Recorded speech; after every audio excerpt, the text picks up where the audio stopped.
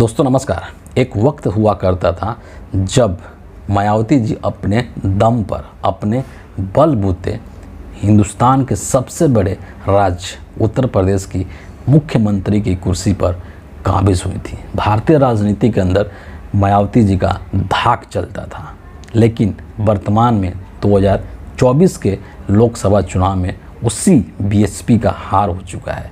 मायावती जी का एक भी कैंडिडेट इस चुनाव में जीतने में सफल नहीं हुआ है और इन सब चीज़ों को देखते हुए अब इस बात की चर्चा शुरू हो चुकी है कि क्या मायावती जी का राजनीतिक करियर अब ढलान पर है, क्या बीएसपी जो है वो अब पतन की ओर जा रहा है, ख़त्म होने वाला है। क्यों हो रहा है ये सब चीज़ें? क्यों नहीं इस चुनाव के अंदर मायावती जी अपने एक भी उम्मीदवार को जिताने में सफल हुई? इन सब चीज़ों को लेकर के आज हम इस वीडियो के अंदर चर्चा करने वाले हैं। उत्तर प्रदेश के 80 लोकसभा सीटें और उन 80 के 80 सीटों पर मायावती जी ने अपने उम्मीदवार उतारे थे। इसके अलावा पूरे देश भर में 400 से अधिक उम्मीदवारों को मायावती जी ने उतारा था। तकरीबन 30 से अधिक रैलियां मायावती जी ने खुद किया था। इन सब के बावजूद भी अपने एक भी उम्मीदवार को वो जिताने में सफल नहीं हुई।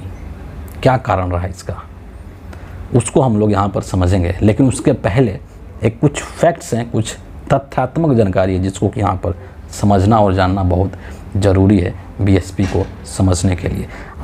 2024 का ये जब लोकसभा चुनाव संपन्न हुआ, इसमें राष्ट्रीय स्तर पर बीएसपी का अगर वोट शेयर देखा जाए तो वो तकरीबन 2% के आसपास सिमट चुका है, जो कि 2019 के मुकाबले आधा से भी थोड़ा कम हो चुका है। इतना ही नहीं, उत्तर प्रदेश के अंदर अगर इनके वोट शेयर की बात करें तो उत्तर प्रदेश के अंदर बीएसपी का जो वोट शेयर है वो 9.5% से भी थोड़ा सा नीचे आ चुका है। जबकि उसी उत्तर प्रदेश के अंदर 2022 में जब उत्तर प्रदेश का विधानसभा चुनाव हुआ था तो उस वक्त में बीएसपी का वोट शेयर तकरीबन 12 से 13% के आसपास था। ये सब चीज़ें क्यों हो रही है? लगातार वोट शेयर भी गिर रहा है, सीटें भी ख़त्म हो रही है। 2019 के लोकसभा चुनाव में बीएसपी के 10 उम्मीदवार जीत करके आए थे, 10 एमपी थे बीएसपी के। इस बार वो 0 हो चुका है। और 2019 में 10 एमपी इसलिए जीत पाई थी मायावती जी क्योंकि 2019 के अंदर बीएसपी का समाजवादी पार्टी के साथ गठबंधन था, मतलब मिल करके चुनाव इन्होंने लड़ा था। इस बार ऐसा नहीं हो सका। इस बार मायावती जी ने किसी के साथ कोई गठबंधन नहीं किया। उन्होंने कहा कि हम अकेले चुनाव लड़ेंगे और तर्क उन्होंने ये दिया था कि जब हम गठबंधन में चुनाव लड़ते हैं तो उससे बीएसपी को नुकसान होता है, जो कि गलत है। और कहीं ना कहीं इस बार 2024 के चुनाव के अंदर मायावती जी गठबंधन नहीं की, खास करके इंडिया अलायंस से उन्होंने दूरी बनाए रखा। इसके पीछे ये बात कही जा रही थी कि कहीं ना कहीं इस चीज़ के लिए बीजेपी के द्वारा, नरेंद्र मोदी के द्वारा मायावती जी पर दबाव बनाया गया था कि आपको इंडिया अलायंस से दूर रहना है। क्यों? क्योंकि जब आप इंडिया अलायंस से दूर रहेंगी तो मुकाबला जो होगा वो क्या होगा, त्रिकोणीय हो जाएगा और वैसी स्थिति में बीजेपी को फ़ायदा होगा। और उसका एग्जाम्पल 2024 के लोकसभा चुनाव में उत्तर प्रदेश के अंदर देखने को मिला। एक रिपोर्ट छपी और उस रिपोर्ट के अनुसार ये बताया गया है कि सिर्फ उत्तर प्रदेश के अंदर बीएसपी के वजह से बीजेपी को 16 सीटों का फ़ायदा हुआ है। यानी कि उन 16 सीटों पर मायावती जी ने ऐसे उम्मीदवार उतारे थे जिसने कि वोट काटने का काम किया और उसका फ़ायदा सीधे तौर पर बीजेपी को हुआ। यानी कि यहाँ पर मायावती जी ने एक तरीके से मोदी जी के लिए संकट मोचन का काम किया है। और अगर ये 16 सीटें, आप कल्पना कीजिए कि अगर ये 16 सीटें जो है वो बीजेपी नहीं जीत पाती तो आज बीजेपी की स्थिति क्या होती कि बीजेपी के पास जो 240 का आंकड़ा है वो 220-22 पर आकर के अटक जाता। कितनी बड़ी भूमिका बीएसपी ने निभाई है बीजेपी को जिताने में। और यही रीज़न था कि इस चुनाव के दौरान अंततः मायावती जी को बीजेपी के बी टीम का टैग दे दिया गया था। और ये जो चुनाव परिणाम आए हैं, है ना, ऐसा लगता है कि मायावती जी ने अपनी पार्टी को कुर्बान कर दिया बीजेपी के लिए, और इनकी एक भी सीटें नहीं आई। और इसके पीछे जो सबसे मुख्य वजह है, हालांकि मायावती जी उस वजह को मानने से इनकार करती हैं, और वो अपनी इस परफॉर्मेंस के लिए 2024 में जो इनका ये परफॉर्मेंस रहा है, इसके लिए वो मुसलमानों को उत्तरदायी ठहराती हैं। वो कहती हैं कि इस लोकसभा चुनाव में और पिछले चुनाव में मुसलमानों को पर्याप्त प्रतिनिधित्व दिया, लेकिन हमें पर्याप्त समर्थन नहीं मिला, इसलिए अब से हम सोच समझकर ही उन्हें मौका देंगे ताकि पार्टी का ऐसा नुकसान नहीं हो। मतलब क्या है कि अपने इस प्रदर्शन के लिए मायावती जी मुसलमानों को दोषी ठहरा रही हैं कि हमने तो उनको टिकट दिया काफ़ी संख्या में, लेकिन उन्होंने हमें समर्थन नहीं किया। ये एक तरीके से मायावती जी अपना ठिकरा, अपने हार का ठिकरा मुसलमानों को के ऊपर फोड़ रही है, जबकि हकीकत कुछ और है।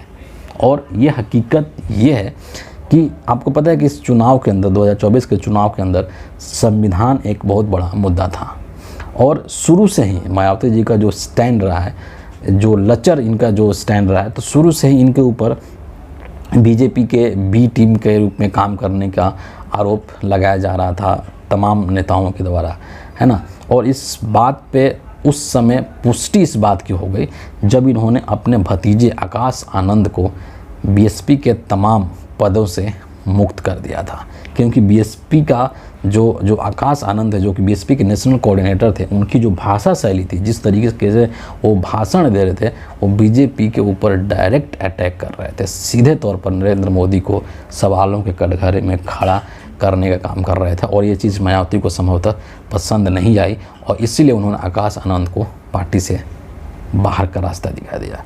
जब उन्होंने आकाश आनंद को पार्टी से बाहर कर दिया तो लोगों को ये साफ पता चल गया, खास करके जो उत्तर प्रदेश का जो दलित कम्युनिटी है, उनको ये चीज़ समझ में आ गया कि मायावती जी जो हैं वो बीजेपी के साथ खड़ी है। ठप्पा लग गया, मुहर लग गया कि मायावती जी बीजेपी की बी टीम बन करके काम कर रही हैं।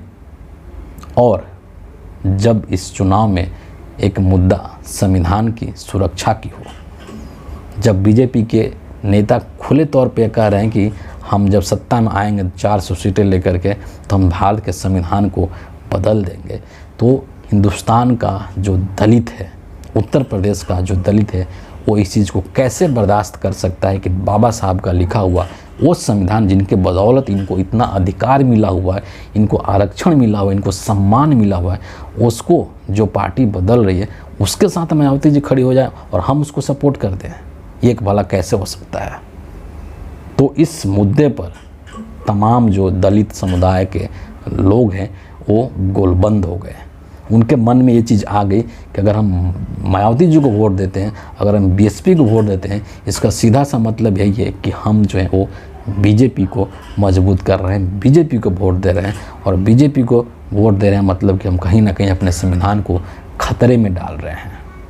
ये इस चुनाव के अंदर मायावती जी का जो पतन हुआ है, जो इनको 0 सीटें आई हैं, उसके पीछे सबसे बड़ा एक ये फैक्टर है मुस्लिम्स और दलित का फैक्टर, क्योंकि इन्होंने गोलबंद होकर के और इंडिया अलायंस के पक्ष में, अखिलेश यादव और कांग्रेस पार्टी के पक्ष में उन्होंने वोट किया है और बीएसपी को, मायावती जी को दरकिनार कर दिया है। ये सबसे मुख्य वजह रहा है इस चुनाव के अंदर। और ऐसा नहीं है कि मायावती जी को ये चीज़ पता नहीं है, उनको ये चीज़ भली भांति से पता है, लेकिन बावजूद इसके वो अपने इस हार का ठिकरा जो है वो मुसलमानों के ऊपर फोड़ रही हैं और उनको आगे से मौका नहीं देने की बात कर रही हैं। दूसरी तरफ एक और चीज़ यहाँ पर है कि चंद्रशेखर आज़ाद रावण, जो कि नगीना लोकसभा सीट से जीत चुके हैं, है ना, उत्तर प्रदेश के अंदर, न सिर्फ उत्तर प्रदेश के अंदर बल्कि पूरे देश भर में दलितों के एक मुखर आवाज़ के रूप में वो उभर रहे हैं। और नगीना लोकसभा सीट से जिस तरीके से उन्होंने चुनाव जीता है उसके लिए उनको कितनी भी उनकी प्रशंसा कर लीजिए वो कम है, क्योंकि वो चुनाव उन्होंने टोटली अपने बदौलत जीता है। वहाँ पर इंडिया अलायंस का कोई योगदान नहीं रहा है, समाजवादी पार्टी का या फिर कांग्रेस पार्टी का कोई योगदान नहीं रहा है इनके जीत में। इसका मतलब क्या है कि जो नगीना लोकसभा सीट है, जो कि एक अनुसूचित जाति के लिए रिजर्व सीट है, वहाँ के जो दलित समुदाय के लोग हैं उन्होंने चंद्रशेखर आज़ाद के ऊपर भरोसा जताया है। उनको ये चीज़ पता है कि ये व्यक्ति जो है वो हमारी आवाज़ को बहुत ही मुखरता के साथ उठाएगा देश के संसद में। और एक इंटरव्यू के दौरान चंद्रशेखर आज़ाद ने ये बात कहा मायावती जी को लेकर के कि हम मायावती जी के अधूरे कामों को पूरा करेंगे, क्योंकि देखिए यही फ़र्क है दोनों नेताओं के अंदर। मायावती जी भी बाबा साहब की बात करती हैं, संविधान की बात करती हैं, दलितों के, वंचितों के, पीड़ितों के, शोषितों के उत्थान की बात करती हैं। चंद्रशेखर आज़ाद भी संविधान की, आरक्षण की और ये जो हाशिए पर पड़े हुए लोग हैं इनके उत्थान की बात करते हैं। बात तो दोनों सेम कर रहे हैं, लेकिन दोनों का आप फंक्शन देखिए, दोनों का काम देखिए कि एक तरफ मायावती जी हैं जो वैसे लोगों के साथ खड़ी हुई दिखाई देती है जो कि इन सब चीज़ों को ख़त्म करना चाहते हैं, जो संविधान को ख़त्म करना चाहते हैं। और संविधान ख़त्म होने का मतलब क्या है कि आपको जो अधिकार मिले हुए वो ख़त्म हो जाएंगे। मतलब बोल कुछ और रही हैं, कथनी कुछ और है और करनी कुछ और है। दूसरे तरफ चंद्रशेखर आज़ाद जैसा एक युवा नेता है जो कि डंके की चोट पर इस देश के दलितों के लिए आवाज़ उठाता है। इस देश के दलितों के साथ जब कोई उत्पीड़न होता है तो उसके खिलाफ आवाज़ उठाता है। और इसीलिए मुझे ऐसा लगता है कि उत्तर प्रदेश के अंदर जो चंद्रशेखर आज़ाद हैं वो एक मायावती के विकल्प के रूप में, दलित चेहरे के रूप में वो उभर सकते हैं। और इसीलिए आपने ये चीज़ भी देखा होगा कि समय समय पर मायावती जी चंद्रशेखर आज़ाद को लेकर के उल्टे बयान देती रहती है, मतलब इनके ऊपर एक अटैक भी करती रहती हैं, जबकि चंद्रशेखर आज़ाद ने ऐसा मुझे नहीं लगता कि कभी किया होगा, है ना। कुल मिला जुला करके क्या लगता है कि बीएसपी की जो स्थिति है, राजनीतिक तौर पर बीएसपी कमज़ोर होती जा रही है डे टू डे। उनके ऊपर अब किसका दबाव है, किस दबाव में आकर के मायावती जैसा कर रही हैं, ये उनका आंतरिक मामला है।